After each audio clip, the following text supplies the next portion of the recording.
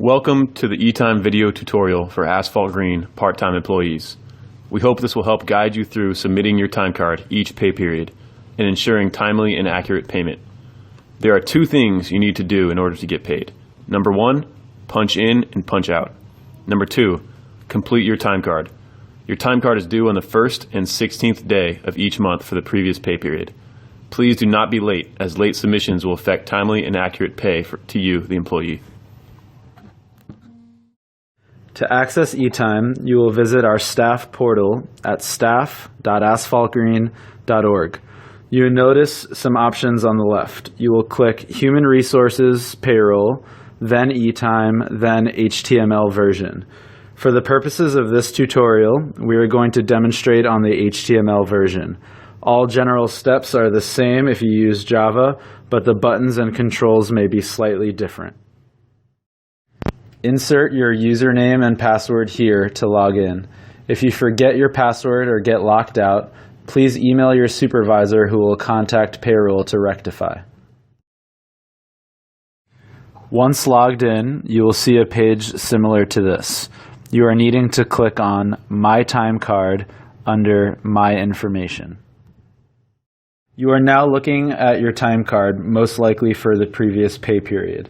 The time period section will confirm which period you are looking at, and the drop-downs here allow you to view current, previous, a range of dates, and some others.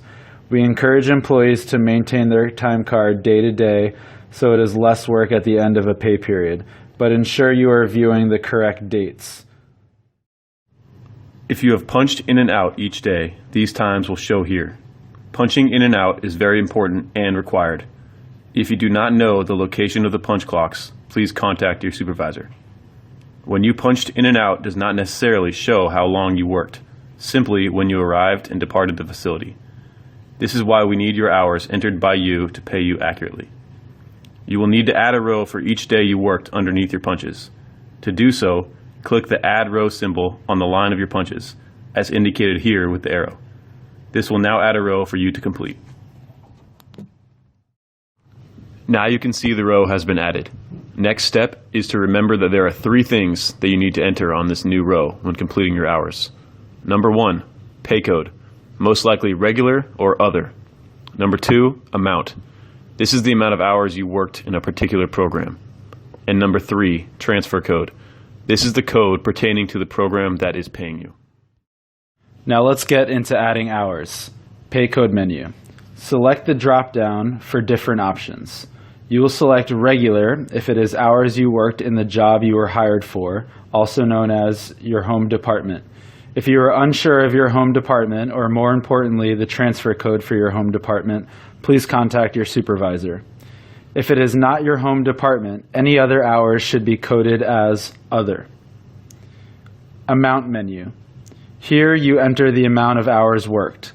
For example, 2 hours is 2.0. Note that 2 hours and 45 minutes is entered as 2.75, not 2.45.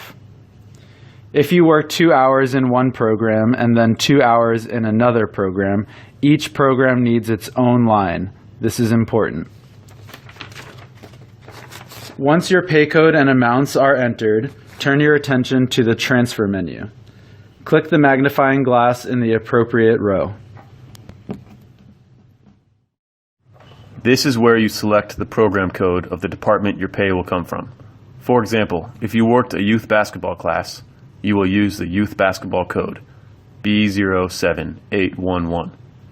Your supervisor can tell you which codes pertain to you if you have questions. There will be times where you need to add a comment to a particular day or shift. To do so, you need to make sure your cursor is in the amount box for the shift in question. Then click the comments box, pointed out at the top. This will open a pop-up dialog box. This pop-up dialog box will allow you to select from a myriad of comments. Things such as forgot to punch, or no punch out, off-site work, or an adjustment from previous pay period. Most of these can be found with the first four letters signifying miscellaneous, so MISC. Once you have found the desired comment, select it and then move it to the right by clicking the right arrow, identified here. to move it to the selected comments box. Click OK and then it should be added. Don't forget to save. This small icon here, circled, shows the comment was added successfully. You can scroll over it and leave the cursor still to see what it says. These comments can help your supervisor and the payroll manager understand certain things without having to ask you. Please use them accordingly. This is an example of an incomplete time card. It is great that they punched in and out, but this is only half the job. The time card is incomplete. This is now a completed time card. Note how each line with a punch has a new line underneath it, and that each entry has three things: pay code, amount, and transfer code. We strongly encourage you to save your time card regularly in case the page is to crash. Since this is a web-based program, it won't be backed up unless you save. We would suggest saving as regularly as possible, even after you enter each line if you desire. You can do this among the top circled options.